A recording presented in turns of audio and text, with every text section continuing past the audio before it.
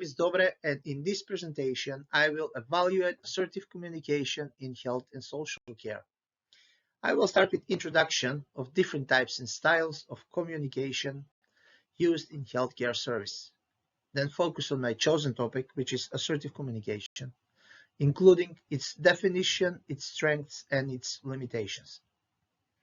Furthermore, I will talk about how communication theories, including Hildegard Peplau's interpersonal relations theory, then SBAR communication model, and also Daniel Goleman's emotional intelligence framework influence and shape assertive communication. Next, I'll move on to its practical implementation, pointing out a few classic examples, as well as discussing strategies to improve its future effectiveness. Finally, I'll conclude with short summary of some key points along with the reference list. Introduction. Communication within healthcare settings is a valuable skill and a professional competency that directly affects teamwork, patient safety, and care coordination. In such fast-paced environments, the ability to communicate clearly, respectfully, and confidently becomes essential for preventing errors and ensuring high-quality care. These statements also proven by the World Health Organization, which reports that ineffective communication between healthcare professionals is a main leading cause of preventable harm. The most essential and widely used types of communication are verbal, nonverbal, written, visual, and electronic/digital communication. In terms of communication styles, there is passive, assertive, and aggressive communication. Assertive communication differs from passive communication, where individuals avoid expressing concerns, and aggressive communication, where individuals impose opinions without consideration for others. In other words, aims to balance clarity with respect. That's why it's considered as the professional gold standard for care workers.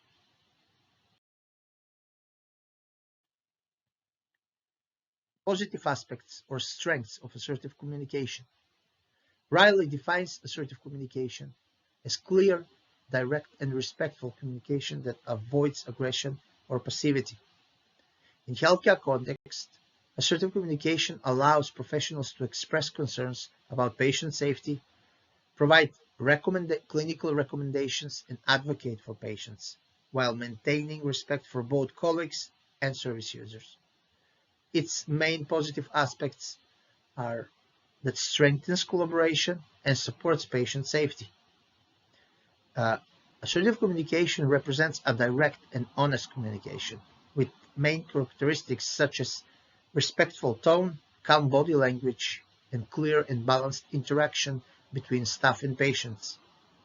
Some key strengths worth mentioning are improves patient engagement, increases self-confidence, reduces stress and misunderstandings, promotes open dialogue between healthcare professionals, and supports patient-centered care and trust. Weaknesses or limitations of assertive communication. Despite its benefits, assertive communication has its weaknesses as well, including time pressure, emotional exhaustion of maintaining self-control, no guarantee of success, cultural differences, organizational and hierarchical structures which may discourage junior staff from speaking openly and in that way limit assertive communication effectiveness. On the other hand, assertiveness can be misinterpreted as confrontation, which is another problem, or provoke resistance with others who aren't comfortable with directness. Certainly, within healthcare settings, there are also emotional sensitive interactions and situations where assertive communication would not always be suitable and may appear insensitive. Communication models provides structured and theoretical perspectives that shape how assertive communication is understood and applied in healthcare practice. Hildegard Peplow's interpersonal relations theory emphasizes the importance of therapeutic relationships and mutual understanding between professionals and patients. In contrast, the SBAR model introduces a structured framework that enables clear and concise communication of clinical information, especially in high-pressure situations. Meanwhile, Daniel Goleman's emotional intelligence theory highlights the role of self-awareness and empathy in shaping how assertiveness is expressed. Together, these models demonstrate that assertive communication is both relational and structured, requiring a balance between clarity, empathy, and professional judgment. Emotional intelligence and communication. According to Daniel Goleman, the framework of emotional intelligence suggests that an individual's capacity for self-reflection and interpersonal sensitivity significantly influences the way they manifest confidence and decisiveness. Emotional intelligence supports assertive communication by improving self-awareness and empathy. Its key components are self-awareness, self-regulation, empathy, and social skills. When healthcare professionals use emotional intelligence to be assertive, it's not just about getting their point across, it's about being empathetic enough to actually listen to the other person. Emotional intelligence also enables healthcare professionals to regulate their own emotions and communicate concerns in a calm and respectful manner, which strengthens assertive communication in complex clinical situations.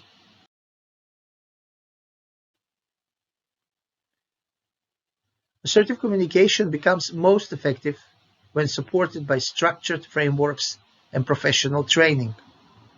In a clinical setting, healthcare professionals who integrate assertiveness with emotional intelligence can significantly enhance patient safety and team cohesion. The SBAR model is widely implemented during clinical handovers and emergency communication, yet its effectiveness depends on whether the receiving professional values and responds appropriately to the information provided.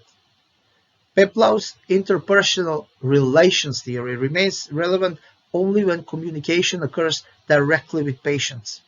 In other words, assertiveness is a powerful tool healthcare professionals can use in everyday practice and benefit from it in the form of improved collaboration, reduced errors, faster clinical decisions, which ultimately lead to better patient treatment outcomes. Improving assertive communication requires both individual professional development and organizational commitments. Some of the best strategies include communication training programs, which play a central role in helping healthcare professionals develop confidence in expressing concerns and participating in collaborative decision making. Simulated clinical scenarios and role-play exercises are another great way for developing communication skills in terms of responding to challenging situations, such as raising safety concerns with senior staff. Reflective practice and also leadership behavior are also important. They significantly influence communication competence. Psychological safety represents a critical factor in promoting assertive communication. Without it, even well-trained professionals may hesitate to communicate assertively.